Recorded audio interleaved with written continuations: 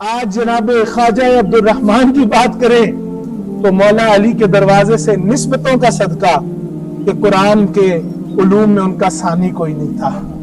حدیث میں ان کا ثانی کوئی نہیں تھا، وہ شہنشاہ، وہ صاحبزادے، وہ عالی مرتبت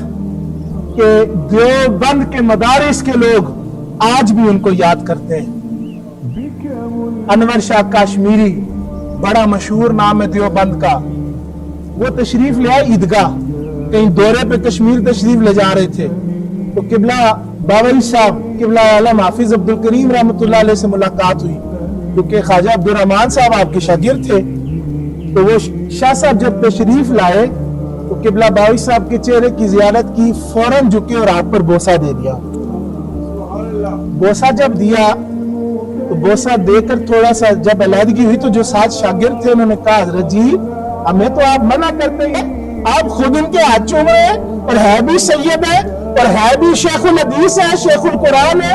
لاکھوں ہزاروں علماء کے استاد ہے، اور دیوبند میں آپ کی ڈنکا بولتا ہے، یہ کیا آپ کر رہے ہیں؟ فرمایا یہ ہاتھ چومنے کے قابل ہے۔ یہ آج بھی موجود ہے ان کے دیوبند کے، میرے ایک فقیر کے پاس موجود ہے، یہ ہم ویسے نہیں سنا رہے کہ دیوبندیوں کے استاد اور عالم کہہ رہے ہیں کہ مولانا عبد الرحمن کے باپ کی شان ان کے ہاتھ چومنے کے قابل ہے۔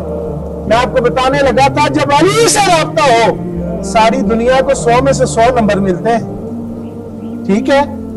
بڑے پرفیکٹ کو لاکھوں کروڑوں میں ایک ہو جس کو 100 میں 100 ملتا ہے، لیکن قربان جائیں آپ کی اور میرے مرشد کی شان پر کہ وہ کیا شان ہے کہ دارالعلوم دیوبند کے ریکارڈ میں آج بھی موجود ہے کہ ایک ایسا شہزادہ بھی گزرا ہے مولانا عبد الرحمن جن کا نام ہے کہ جن کو 100 میں سے 102 نمبر استادوں نے دیے۔ اس لیے دیا میں کہا جواب تو پرفیکٹ ہے لیکن لکھائی اتنی خوبصورت ہے کہ ہم 100 سے بڑھ کر ان کو 2 نمبر اور دیں گے۔